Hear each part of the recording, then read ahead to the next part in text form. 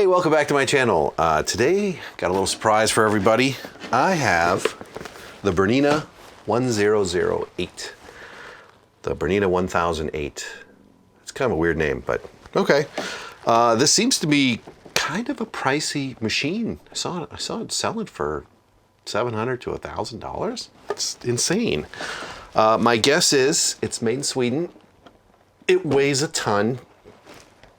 Traditionally, heavier, older sewing machines, I think, are sought after because I have a feeling this thing is made of 100% tank metal from like World War I or something, because it's really heavy. It feels solid, but it's also small with a handle. Like, is this supposed to be portable? Maybe it's not that heavy with the handle. I don't know. It just feels like, you know, shabah, just heavy. Yeah, it's a awesome machine. I don't know if it had a compartment back here. It looks like it might have. There's a spot for a thing to go right here, and I don't have it. So, but in this, I do have this little Bernina bag with some accessories. So yeah, maybe we'll take a look at that. Maybe not. Let's check out this machine. And let's wind a bobbin. Let's start with the bobbin, and then we'll thread the machine. How about that? All right, so this machine's bobbin is right in here. It is the kind that has a lever, and then you pull the whole thing out. If you hold the little lever, then the bobbin won't fall. This is the lever I grabbed. I insert this and take it out with that doohickey sticking up. So when it's underneath there, you just pull, you grab this and pull it. And when you hold it, you pull the whole thing out. And the bobbin stays put. God! Hey-oh! Okay, so this goes in like this. Pull it out.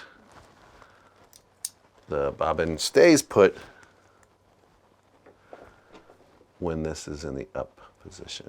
Okay, and then when you down, bobbin comes up. It's a nice all metal bobbin. I'm digging that. Let's put some bobbin thread on here.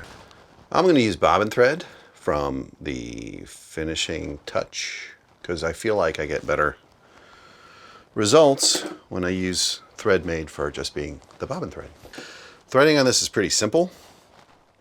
There is a hook here and a post, and then we go over to the bobbin thread post, which once you get it on here, it slides to the right. But we haven't put it on there yet. So we'll go over here. So we go behind this guy right here, and it goes in thread down in there. Then we're going to go in front of this post and around the back and pull it over toward the bobbin. So we're pulling this over here. We take a blank bobbin with a bunch of holes, and the thread can come through the center of the bobbin and then up through the top of one of the holes, and you just want to grab the thread.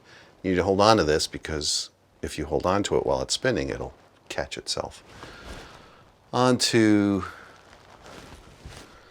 the spool. So this goes down, and to engage it for winding, we go to the right.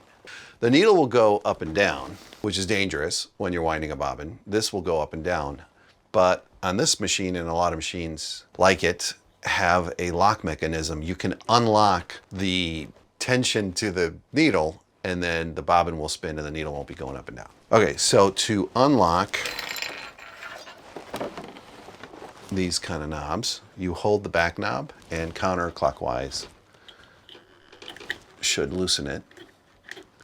And now that it's loose, the needle will not go up and down. Okay, so now if I hold this and get it started a little bit, pressing down on the pedal.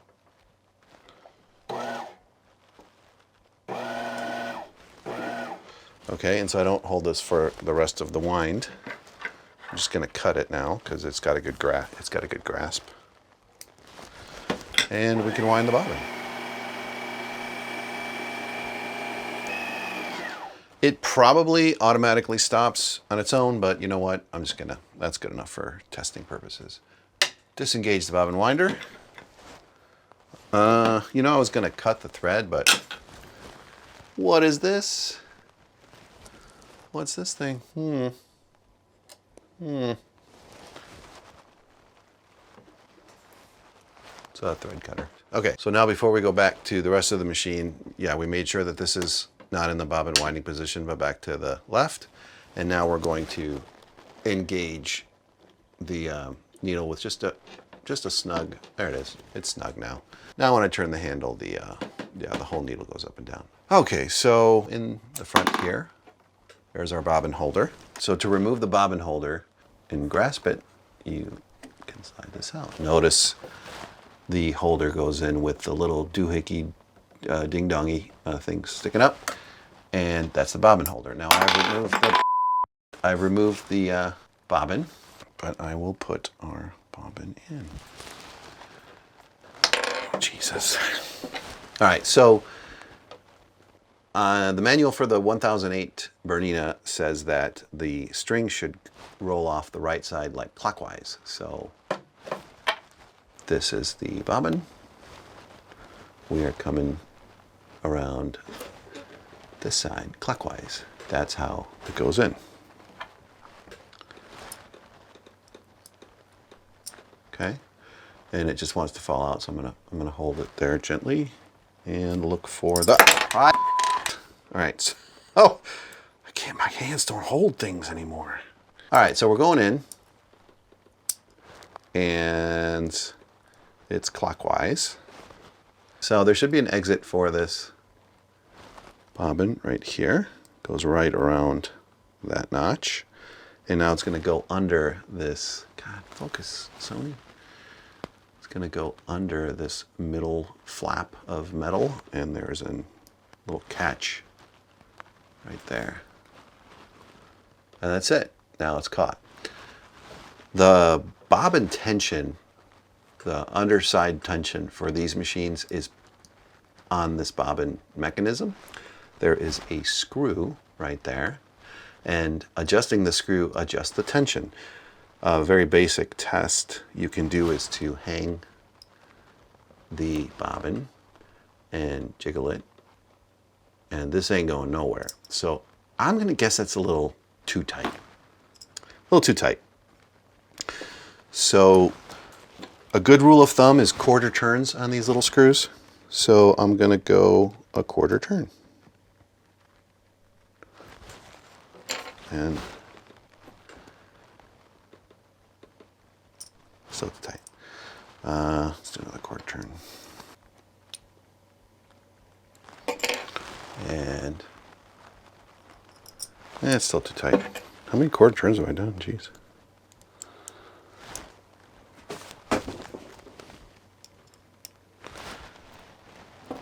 Quarter turn. That's that feels about right. It's supposed to be able to hang, and then when you jiggle it, it just moves a little bit. That's a good starting point. All right, you can see the notch that the pointy, the top nugget thing goes and locks into place to hold the whole bobbin contraption there. But another good rule of thumb is to make sure this is ready to receive our bobbin is make sure the arm, the thread arm up here is in its highest position. That's usually the general rule, I think. So same thing as pulling it out. I'm holding it by its latch right there. The little doohickey sticking straight up, and we go in, and I think it's in there. Feels like it's in there. All right. The way we're going to do the machine is one of these, I guess the closer spool holder. We're going to go behind this thing again that we use for the bobbin, the little notch, except this time we're going to follow this path straight down here, and there is a hook right here, and we're going to go around it and go straight back up. We have our thread arm that we can get behind on the right side of it, and then come back down on the left side of it. And we're going to go straight down, and we're going to get a shot of that. This is going to come down. It just lays over this little piece of metal, and there's a hook right here. And you get it behind that, and now you can thread the needle, because that's always the easiest thing to do.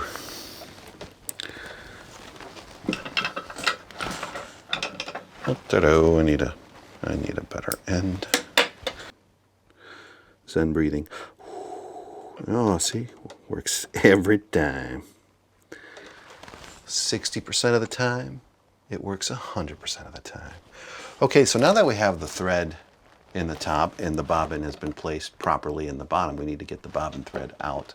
So I'm going to turn the knob one rotation, slowly go in, and when this comes up, I'm hoping, okay, yeah, that's amazing. All right, that didn't work. This whole thing, the bobbin fell out. Okay, let's try this again. Hold this.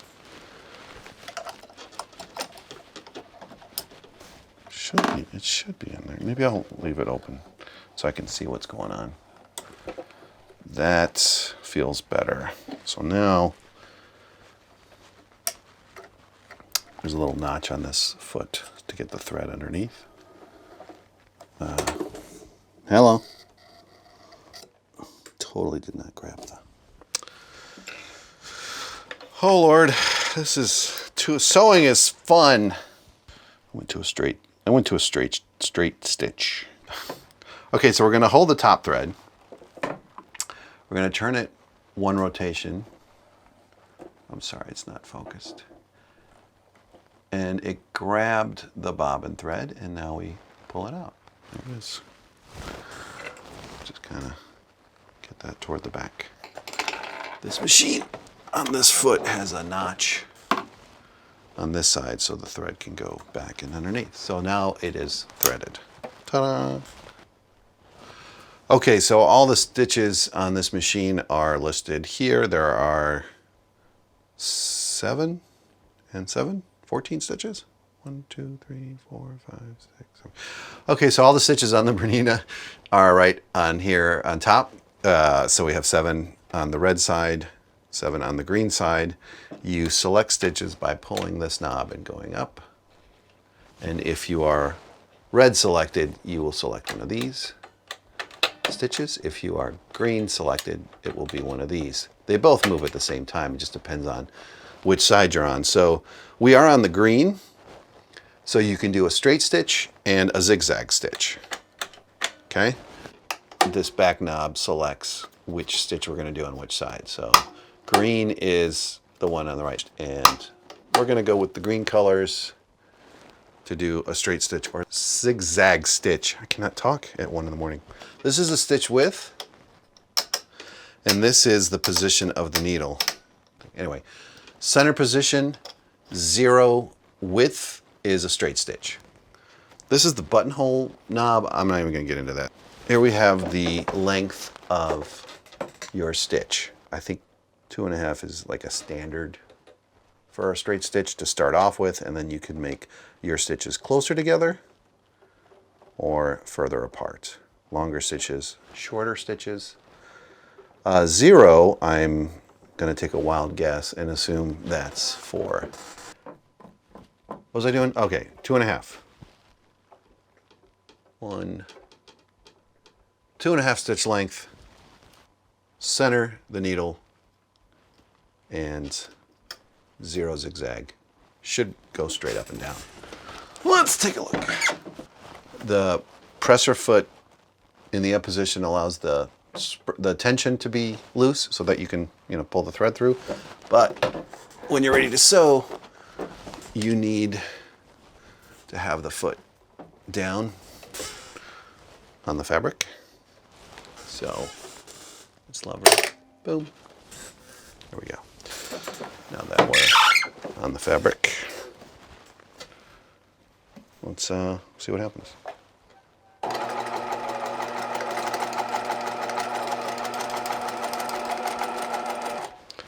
To reverse our stitch selector, our stitch selector is also the reverse. So when you hold it up, it goes backwards. And then when you let it go, it's back in the forward. That's for doing a good lock stitch. So we lift the foot, we pull this out, and there is the thread cutter. A second one right there. Oops. That guy. Let's take a look-see. I don't know what's going on here, but yeah, you know. I have bobbin thread showing on the bottom and the top thread showing on the top. I'm pretty cool with that. Let's try a different stitch. The zigzag stitch we said is the width. Let's go to a 4.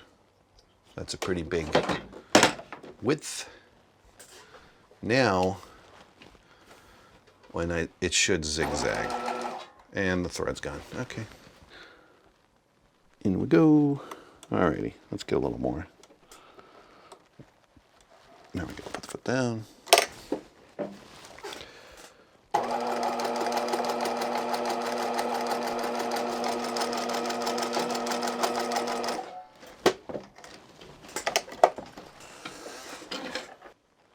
I know there's a thread cutter, but caw. That's pretty good. Same bad. I'm pretty happy with the tension and the stitches. Let's check out these crazy stitches up here. The needle needs to be up and out of the fabric. It needs to be in the up position because you don't want to be changing cam systems around inside and then have the needle bend and break because it's trying to reposition for one of these stitches. Okay, on the red side, look at this cool, looks like a bunch of eyeballs. That's right there.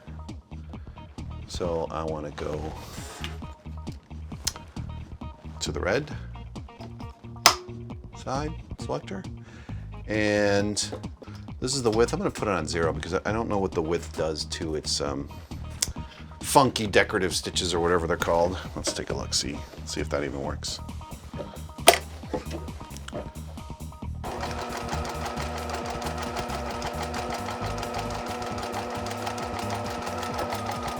Okay, yeah, you're not seeing anything because it's a width of 0. So if I go to a width of, let's say 4 again, I guess that's the size of the design.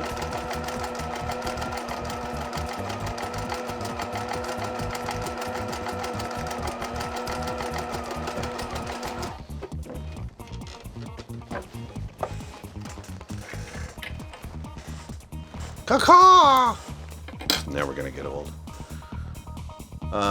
So there's your design at a 0 width, which makes sense. And there you go. There is the funky eyeball, or whatever that is. Correct me in the comments. I'm super happy that the tension looks like it's spot on. There's the bottom bobbin thread tension, or whatever, and there's the top thread. Looks pretty good to me. Let's try one more stitch. Oh, which one? So many fantastic stitches. I believe this is a invisible hem stitch or something. It's on the green side.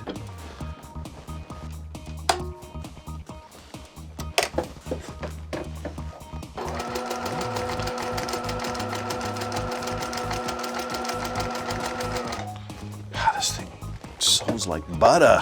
No wonder they're so expensive. This thing's fantastic. Okay, there you have it. There is how you thread the machine, thread the bobbin, insert the bobbin, take out the bobbin, a couple of the stitch selectors. There you go. I hope you enjoyed this video, and if it helped anyone, it makes me so happy that I could help somebody out there. For everyone else that is completely upset with me, apologies to you. Have a good day. Thanks for watching. See you next time.